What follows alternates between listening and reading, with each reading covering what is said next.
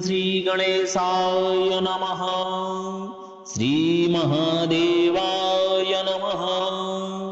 श्रीराजराजेश्वर विश्वनाथस्तोत्रम् ध्यानम्।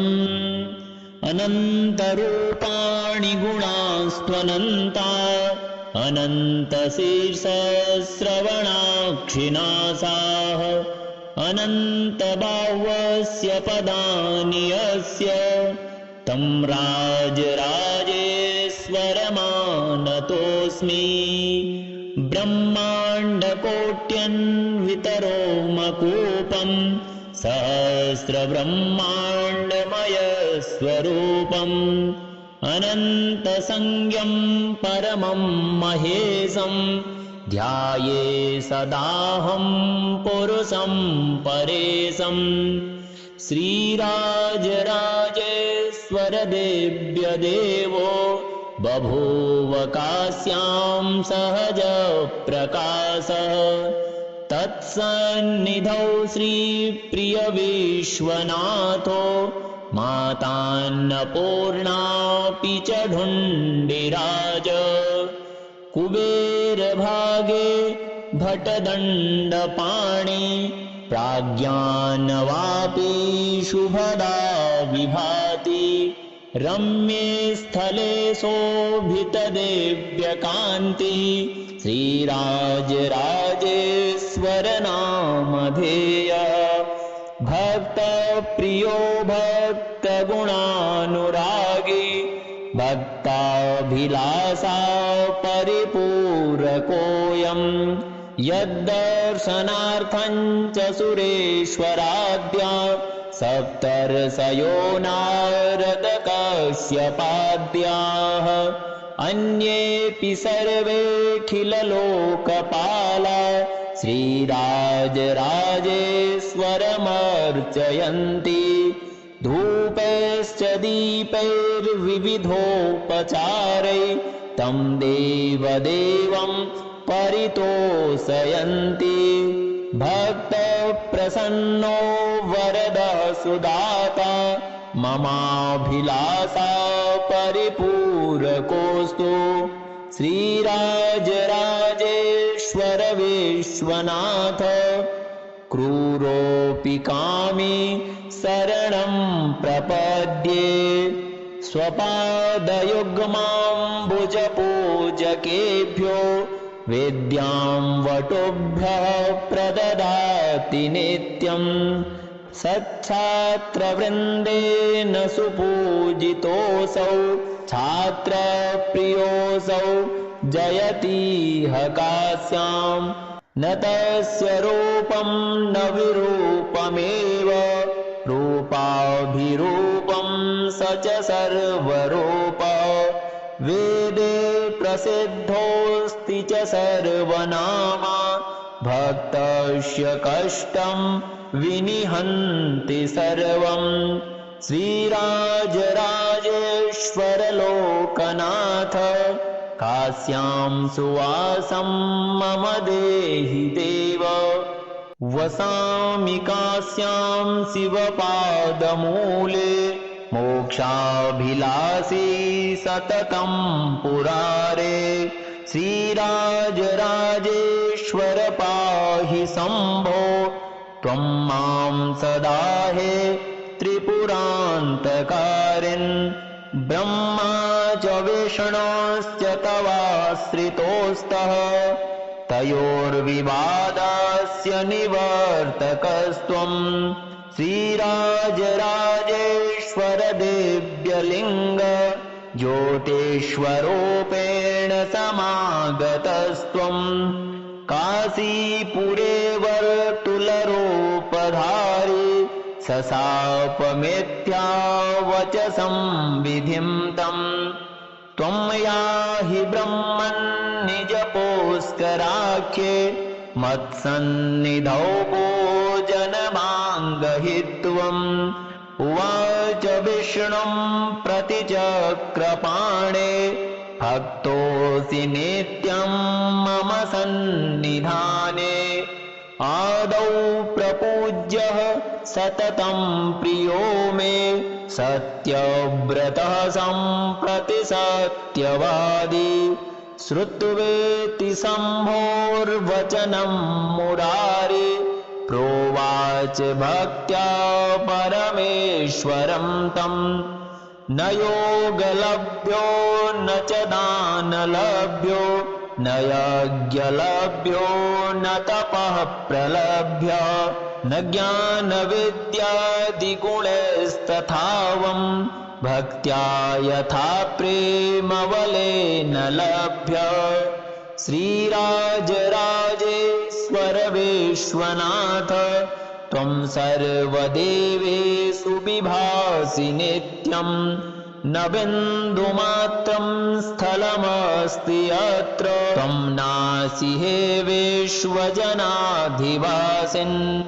सर्वेश्वरः सर्वमिदं त्वदीयं त्वं राजराजेश्वर सर्वराजः त्वं सर्वगः सर्वपतिस्त्वमेव पश्यामि नाहं जगति त्वदन्यं श्रीराजराजेश्वर विश्वनाथ त्वं सर्ववित् सर्वजनानुरक्तः पुनः पुनस्त्वां च नमस्करोमि न मेऽस्ति कश्चिद्भुवने त्वदन्यः श्रीराजराजेश्वर विश्वनाथ विना भवन्तं शरणं न मेऽस्ति देवो मुनिर्वा मनुजोऽपि कश्चित् तस्मान्नतोऽहं तव पादमूले अल्पज्ञजीवेन मया त्वमीश किं वर्णनीयोऽसि कदापि शम्भो वदन्ति वेदा अपि नेति नेति ज्ञात्वा न तत्त्वं च सुरा भ्रमन्ति ध्यानम् अनन्तरूपाणि गुणास्त्वनन्ता अनन्तशीर्षश्रवणाक्षिणासाः अनन्तबाह्वस्य पदानि यस्य तं राजराजेश्वरमानतोऽस्मि ब्रह्माण्डकोट्यन्वितरोमकूपं सहस्रब्रह्माण्डमयस्वरूपम् अनन्तसंज्ञं परमं महेशं ध्याये सदाहं पुरुषं परेशं श्रीराजराजेश्वर देव्यदेवो बभूव काश्यां सहज प्रकाशः तत्सन्निधौ श्रीप्रियविश्वनाथो मातान्नपूर्णापि च ढुण्डिराज कुबेरभागे भटदण्डपाणि प्राज्ञानवापि शुभदा विभाति रम्ये स्थले शोभितदिव्यकान्ति श्रीराजराजेश्वर नामधेय भक्तप्रियो भक्तगुणानुरागी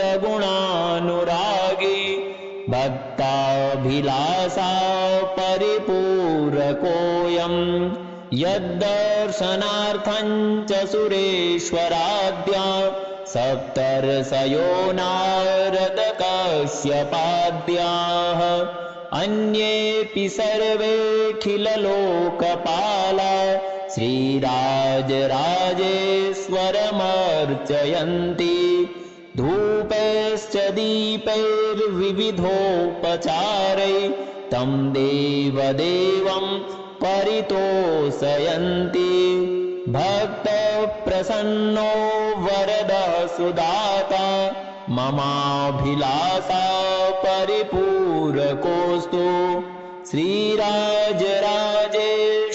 विश्वनाथ क्रूरोऽपि कामी शरणं प्रपद्ये स्वपादयुग्माम्बुजपूजकेभ्यो वेद्यां वटुभ्यः प्रददाति नित्यम् सच्छात्रवृन्देन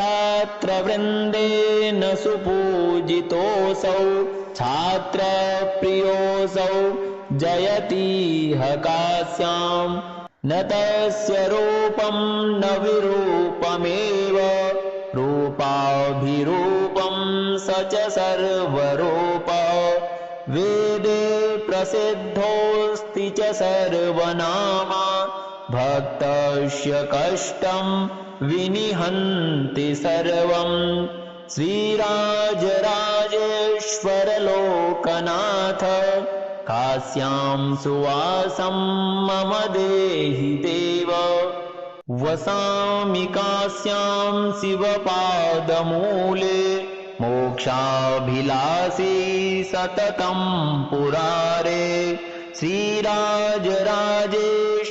पाहि शम्भो त्वं मां सदा हे त्रिपुरान्तकारिन् ब्रह्मा च विष्णोश्च तवाश्रितोस्तः तयोर्विवादस्य निवर्तकस्त्वं श्रीराजराजेश्वर दिव्यलिङ्ग ज्योतिष्वरूपेण समागतस्त्वं काशीपुरे वर्तुलरूपधारी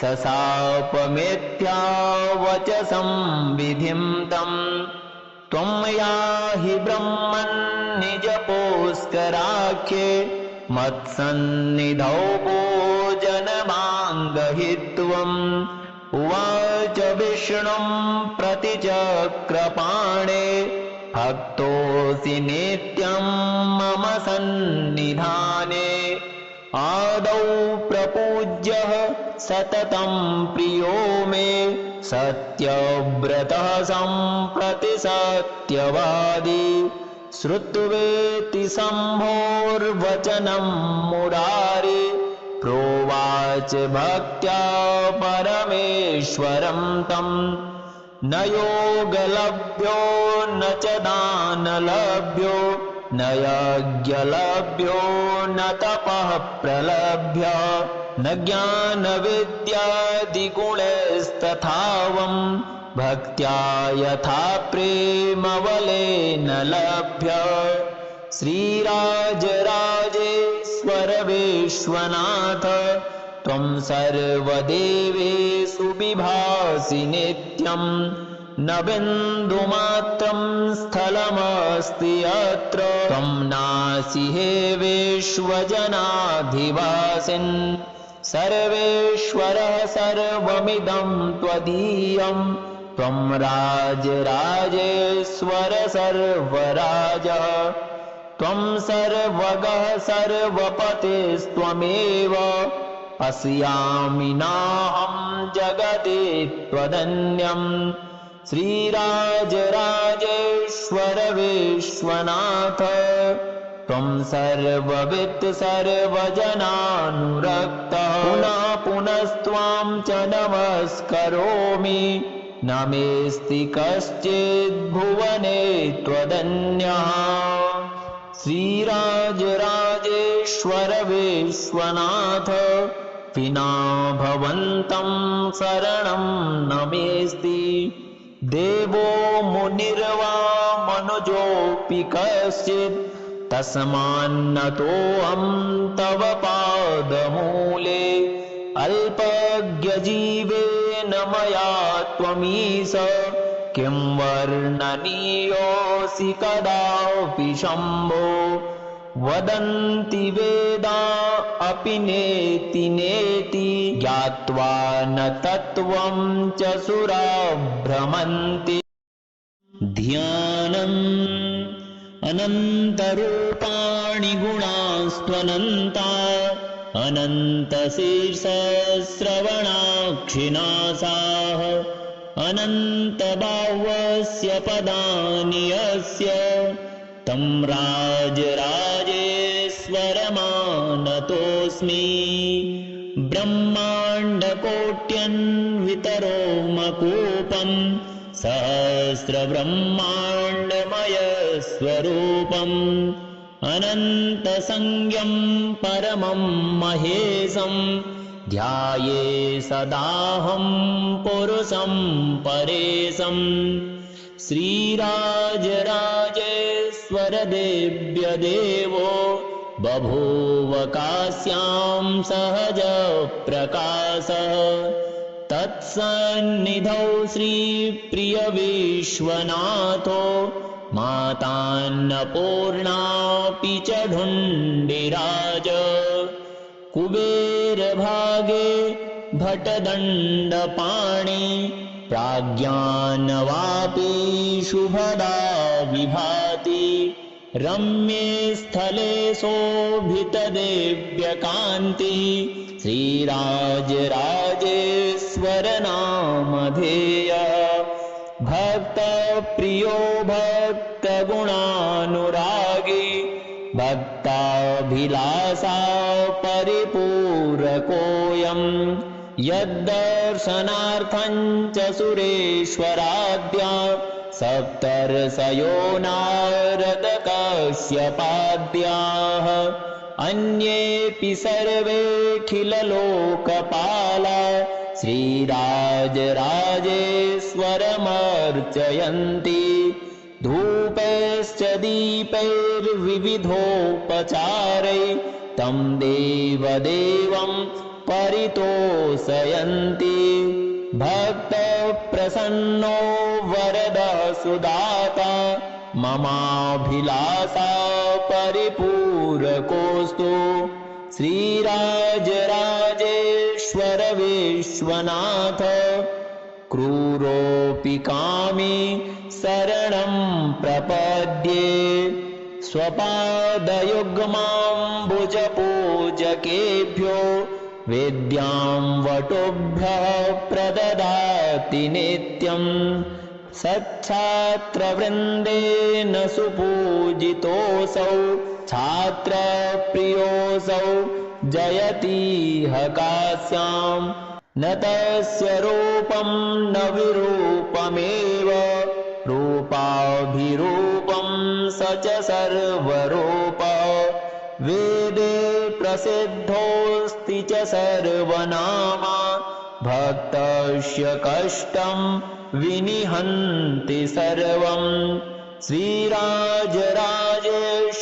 लोकनाथ काश्यां सुवासं मम देहि देव वसामि काश्यां शिवपादमूले मोक्षाभिलाषी सततं पुरारे श्रीराजराजेश्वर पाहि शम्भो त्वं मां सदा हे त्रिपुरान्तकारिन्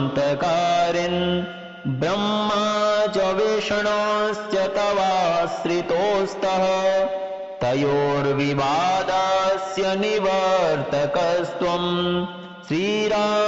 श्रीराजराजेश्वर दिव्यलिङ्ग ज्योतिष्वरूपेण समागतस्त्वं काशीपुरे वर्तुलरूपधारी सशापमिथ्यावचसं विधिं तं त्वं याहि ब्रह्मन् निजपोस्कराख्ये मत्सन्निधौ भोजनमाङ्गहित्वम् उवाच विष्णुं प्रतिचक्रपाणे भक्तोऽसि नित्यं मम सन्निधाने आदौ प्रपूज्यः सततं प्रियो मे सत्यव्रतः सम्प्रति सत्यवादी श्रुत्वेति शम्भोर्वचनं मुरारे प्रोवाच भक्त्या परमेश्वरं तं न योगलभ्यो न च दानलभ्यो न यज्ञलभ्यो न तपः प्रलभ्य न ज्ञानविद्यादिगुणैस्तथावं भक्त्या यथा प्रेमबलेन लभ्य श्रीराजराजेश्वर विश्वनाथ त्वं सर्वदेवेषु विभासि नित्यं न बिन्दुमात्रं स्थलमस्ति यत्र त्वं नासि हे विश्वजनाधिवासिन्